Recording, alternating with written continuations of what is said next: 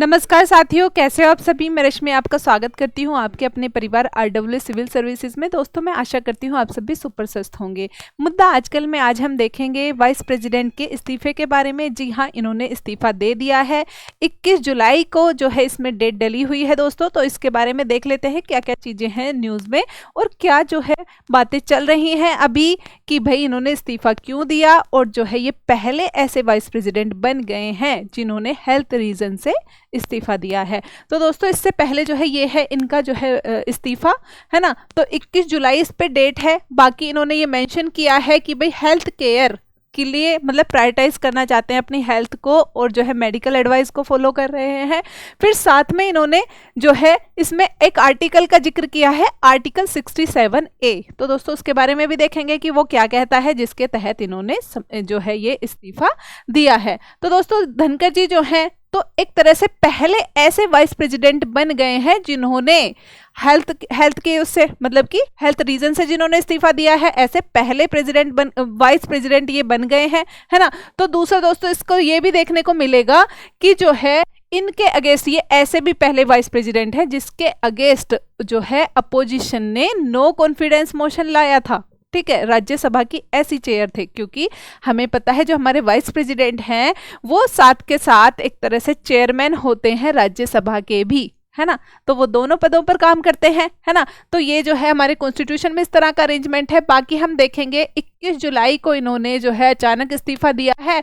भारत के संवैधानिक इतिहास में पहली बार ऐसा हुआ है जो हेल्थ रीजन से वाइस प्रेसिडेंट ने इस्तीफा दिया हो। इससे पहले जो इस्तीफे दिए गए हैं ना दोस्तों, तो वो जो है या तो चुनाव लड़ने के लिए यानी कि प्रेसिडेंट के लिए चुनाव हो रहे थे तो तब इस्तीफा देना पड़ा था। तो ऐसे इस्तीफे पहले हो चुके हैं, जैसे वीवी गिरी जी ने दिया था या फिर जो है वेंकट रमन जी जो थे उन्होंने दिया था। लेकिन ये ऐसा पहली बार है जो हेल्थ रीजन से इस्तीफा दिया गया है। तो दोस्तों, इसमें जो है हमें देखने को मिलेगा ये जो है अभी कुछ दिन पहले इन्होंने ये बोला था, मतलब अपने एक जो है भाषण के दौरान इन्होंने कहा था धनखड़ विल रिटायर इन 2027। इन्होंने बोला था कि भाई जो है मैं रिटायर कब करूंगा, तो 2027 में करूंगा जब मेरा टेन्योर पूरा हो जाएगा। यानी अगस्त 2027 में इनका टेन्योर पूरा होने वाला था, तब ये रिजाइन करने वाले थे। लेकिन अचानक जो है जो हेल्थ रीजन या फिर जो भी रीजन रहा है उसकी वजह से इन्होंने जो है पहले ही इस्तीफा दे दिया है, जबकि अभी इनका टेन्योर तो बचा हुआ था, है ना। तो दोस्तों, इसमें हमें ये देखने को मिलेगा कि भाई जुडिशरी पर भी मतलब इनके जो है ये ऐसे वाइस प्रेसिडेंट रहे हैं जिन्होंने मतलब अपनी इस तरह की तल्ख टिप्पणियों के लिए भी ये जाने जाते हैं। जिस टाइम पर एक फैसला आया था दोस्तों सुप्रीम कोर्ट का, ये था गवर्नर और प्रेसिडेंट के लिए जो बिल्स जो एक तरह से उनके लिए जो रिकंसिडरेशन के लिए दिए जाते हैं या फिर बिल जो रिजर्व किए जाते हैं उनको भेजे जाते हैं, उनके लिए टाइम लिमिट सेट करने के लिए, है ना। जो स्टेट जो भेजता है एक तरह से, तो स्टेट लेजिस्लेटिव असेंबली जो भी बिल एक तरह से गवर्नर को भेजती है या प्रेसिडेंट को भेजती है, तो उस पर जो है टाइम लिमिट सेट करने को लेकर एक फैसला आया था सुप्रीम कोर्ट का। तो उस टाइम भी धनखड़ जी ने बोला था कि डेमोक्रेटिक जो वो हैं तो उस पर जुडिशरी को इस तरह की टिप्पणी नहीं करनी चाहिए, उससे बचना चाहिए, है ना। तो इस तरह से judiciary can't attack forces of democracy, ये बोला था इन्होंने वाइस प्रेसिडेंट जी ने।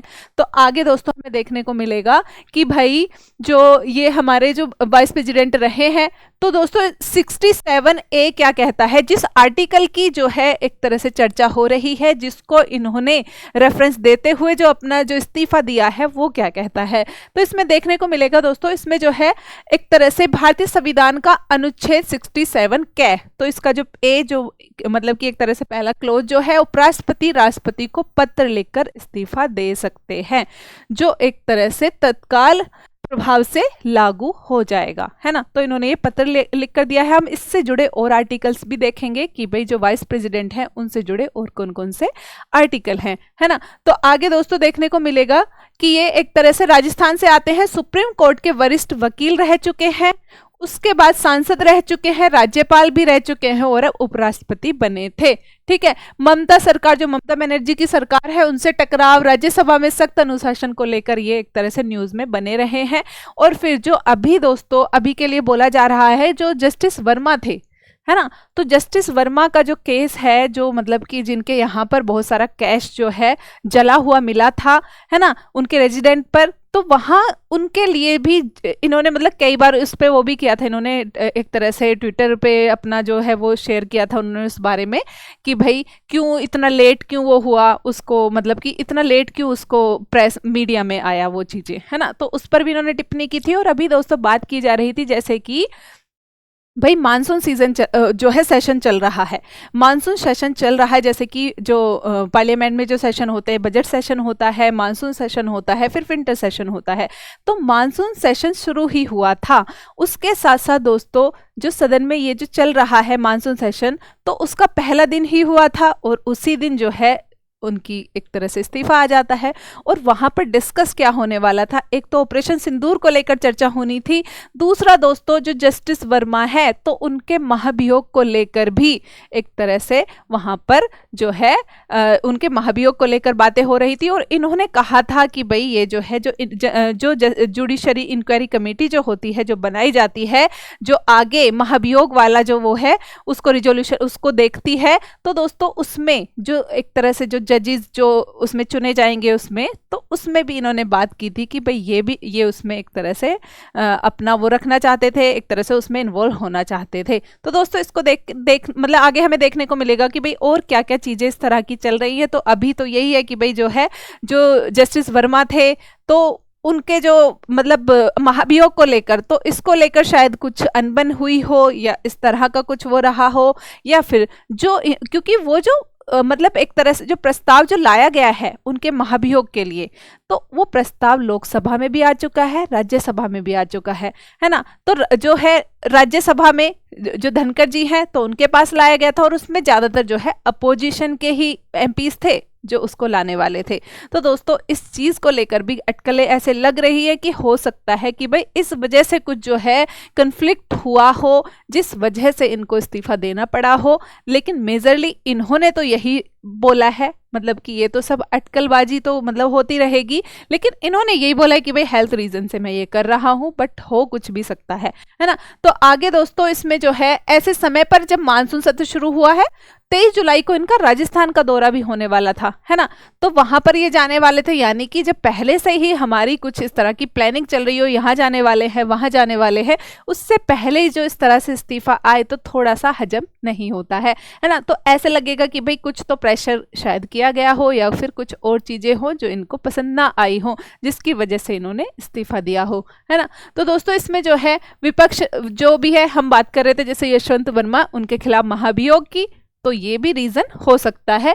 दूसरा दोस्तों उपराष्ट्रपति जो है वो राज्यसभा के सभापति तो होते ही हैं, जैसे कि हमने बात की। तो इसमें जो है अब ये कुर्सी भी खाली हो गई। अब जब तक कोई नया वाइस प्रेसिडेंट नहीं चुना जाता तो वहां पर जो है कौन, हरिवंश नारायण सिंह, वो क्या है डेप्यूटी चेयरमैन है राज्यसभा में, तो वो ही उसको संभालेंगे, इस कुर्सी को संभालेंगे तब तक, क्योंकि बहस तो वहां पर चलती रहती है राज्यसभा में, है ना। तो उसको ये संभालेंगे तब तक, है ना। तो दोस्तों आगे हम देखेंगे जो रिप्रेजेंटेशन ऑफ पीपल एक्ट 1951 है, तो उसमें बोला गया है कि भाई 6 महीने के अंदर जो है ये जो मतलब चुनाव होना जरूरी है। चुनाव में लोकसभा और राज्यसभा, यानी कि जब हम बात करते हैं तो वाइस प्रेसिडेंट के चुनाव की, तो उसमें राज्यसभा के और लोकसभा के दोनों के ही सारे मेंबर, चाहे वो नामित हो चाहे वो मनोनीत किए गए हों, है ना, यानी कि चाहे जो निर्वाचित हो या मनोनीत किए गए हों, इलेक्टेड हो यानी जो इलेक्शन से आए हैं, या फिर उनको मनोनीत किया गया है जैसे कि राज्यसभा में किया जाता है ना। और जो है दोस्तों तो वो सब वोट करते हैं इसमें, है ना। तो कोई भी ऐसा नहीं रहेगा जो वोट नहीं करेगा, वो सब वोट करते हैं। लेकिन इसमें जो स्टेट लेजिस्लेटिव असेंबलीज हैं तो उनके मेंबर्स का कोई रोल नहीं रहता है वाइस प्रेसिडेंट के इलेक्शन में, क्योंकि वो जो है उनका रोल कहाँ रहता है, प्रेसिडेंट के इलेक्शन में रहता है। लेकिन प्रेसिडेंट के इलेक्शन में जो निर्वाचित और मनोनीत,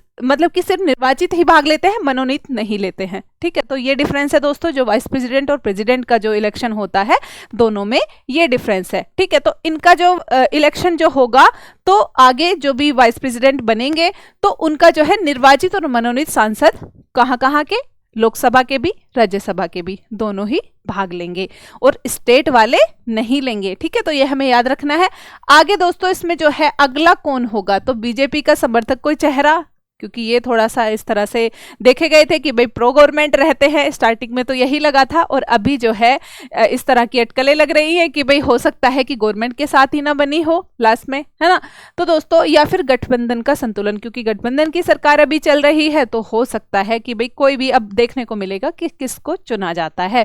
आगे दोस्तों, आर्टिकल 63 क्या कहता है? तो आर्टिकल 63 कहता है कि भाई वाइस प्रेसिडेंट देयर मतलब कि इसमें जो लैंग्वेज लिखी गई है, there shall be a vice president of India, मतलब कि एक तरह से एक वाइस प्रेसिडेंट ऑफ इंडिया होगा। तो इसका क्या है, धनखड़ जी से क्या वो है भाई, अब तो इस्तीफा दे दिया है, तो ये पद जो रिक्त हो गया है, तो चुनाव जो है जरूरी हो गया है, क्योंकि वाइस प्रेसिडेंट ऑफ इंडिया होगा, है ना। तो उसका जो है कॉन्स्टिट्यूशन में मेंशन्ड है ना।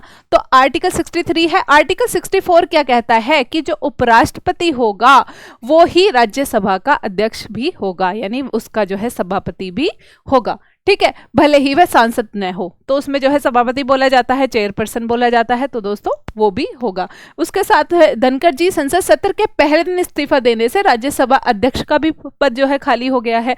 तो अब जो है विपक्ष और सरकार में टकराव की इस तरह की संभावना रहेगी, भाई किसको बनाया जाएगा। और जो है अभी इस तरह से एकदम से इस्तीफा आ जाना, क्योंकि अभी तो मानसून सत्र शुरू ही हुआ है ना, एक ही दिन हुआ था। तो दोस्तों कौन संभालेगा? अभी तो खैर वो जो है मतलब कि जो डेप्यूटी चेयरमैन है वो संभालेंगे, लेकिन बाद में जो है वाइस प्रेसिडेंट के लिए चुनाव किए जाएंगे। आगे जो है देखते हैं हम, आर्टिकल 65 क्या कहता है? अगर राष्ट्रपति अनुपस्थित हो तो उपराष्ट्रपति कार्यवाहक राष्ट्रपति बनेंगे। तो अभी ये जो प्रोविजन है, यानी जब प्रेसिडेंट एक तरह से अनुपस्थित होते हैं तो उस टाइम पर उपराष्ट्रपति ही राष्ट्रपति का कार्यवाहक राष्ट्रपति की तरह कार्य करते हैं। तो दोस्तों अभी जब ऐसी सिचुएशन है कि वाइस प्रेसिडेंट खुद अपने पद पे नहीं है, तो फिर कौन होगा? उनका जो है ऑल्टरनेटिव अरेंजमेंट भी किए गए हैं, जैसे कि चीफ जस्टिस ऑफ इंडिया, है ना। तो इस तरह से उसके ऑल्टरनेटिव वो है, लेकिन हाँ ये जो है एक तरह से क्राइसिस जैसा ही हो गया है कि भाई अगर इस तरह से अनुपस्थित हुए तो वाइस प्रेसिडेंट उस पद को वो करने के लिए है ही नहीं, फुलफिल करने के लिए। आगे दोस्तों आर्टिकल 66 क्या कहता है? इलेक्शन ऑफ वाइस प्रेसिडेंट किस तरह से होते हैं? तो indirect by electoral college, Lok Sabha और राज्यसभा के एमपी होते हैं। कंडीशन क्या है? Cannot hold office of profit, must be Indian citizen होना चाहिए, क्वालिफिकेशन एलिजिबल होना चाहिए राज्यसभा का एमपी बनने के लिए। तो ये कौन से आर्टिकल 66 में दे रखे हैं इनका इलेक्शन जो है किस तरह से, मतलब क्या क्वालिफिकेशन इनकी होगी। फिर जो है उनके इस्तीफे के बाद 6 महीने के अंदर नए उपराष्ट्रपति का जो चुनाव होगा वो इसी प्रक्रिया से होगा। आगे दोस्तों देखते हैं आर्टिकल 71, इलेक्शन जो है मतलब इलेक्शन मैटर जो होंगे, वाइस प्रेसिडेंट का हो चाहे फिर प्रेसिडेंट का भी हो, तो दोनों ही उसको कौन मैटर को देखता है? तो सुप्रीम कोर्ट देखेगा, है ना। तो अगर कोई चुनावी विवाद होगा, धोखाधड़ी हो गई, अपात्रता हो गई, तो सुप्रीम कोर्ट ही सुनवाई कर सकता है। आगे आर्टिकल 67 हम देख लेते हैं। तो term of office, vice president के टर्म ऑफ ऑफिस के बारे में है, जिसमें टेन्यूर जो इनका मतलब कितने साल तक रहेगा। दूसरा जो है रेजिग्नेशन हो गया। तीसरा जो है दोस्तों रिमूवल, अगर मतलब इन केस रिमूव किया जाता है, तो ये तीनों चीजें ही 67 में आती हैं, आर्टिकल 67 के अंदर आती हैं। और अभी जो इन्होंने जो है अपना इस्तीफा दिया है वो 67 आर्टिकल जो है उसका क्लोज ए, मतलब क्लोज ए के अंतर्गत दिया है। तो हम देख लेते हैं क्लोज 1 जो है इसका 5 साल का term, the vice president shall hold office for a term of 5 year from the date on which the he enters upon his office. फिर आगे जो है उपराष्ट्रपति का कार्यकाल 5 साल का होता है, गिनती शपथ देने के दिन से, मतलब शपथ जिस दिन लेते हैं उसी दिन से शुरू हो जाती है। उसके साथ जगदीप धनखड़ जी, इन्होंने 11 अगस्त के अराउंड जो है वो लिया था, शपथ लिया था, और जो है अभी अगस्त 2027 में इनका वो एंड होने वाला था जो टर्म था, लेकिन रेजिग्नेशन जो है बीच में ही आ गया है। अब जो है दोस्तों इसमें देखते हैं जो क्लोज ए जो है उसकी, है ना, जो हमने देखा था एक तरह से 67, तो 67 की जो क्लोज ए है उसमें रेजिग्नेशन का प्रोसेस दिया है। अगर वाइस प्रेसिडेंट इस्तीफा देना चाहते हैं तो उसे खुद अपने हस्ताक्षर से राष्ट्रपति को लिखित पत्र देना होता है। फिर जो है जगदीप धनखड़ जी ने यही विकल्प चुना है, आर्टिकल 67 का क्लोज ए वाला विकल्प ही इन्होंने चुना है, ठीक है। आगे देखेंगे दोस्तों क्लोज बी जो है उसमें क्या है, रिमूव अगर किया जाए, अगर पार्लियामेंट रिमूव करे तो किस तरह से होगा? तो राज्यसभा में ही ऐसा रिजोल्यूशन लाना होगा, है ना। जैसे कि एक तरह से अगर हटाना हो तो राज्यसभा में पहले प्रस्ताव लाना होगा, वहां इफेक्टिव मेजोरिटी से। इफेक्टिव मेजोरिटी मतलब अगर कोई एब्सेंट है तो उसको घटाकर तब जितने भी प्रेजेंट होंगे वहां पे उस टाइम पे, है ना, उनकी मेजोरिटी, ठीक है, मतलब जितने एक तरह से एमपी जितने प्रेजेंट होंगे। फिर लोकसभा में सिंपल मेजोरिटी से पास होना चाहिए। फिर कम से कम 14 दिन पहले वाइस प्रेसिडेंट को इसके बारे में बताना भी होगा, ठीक है।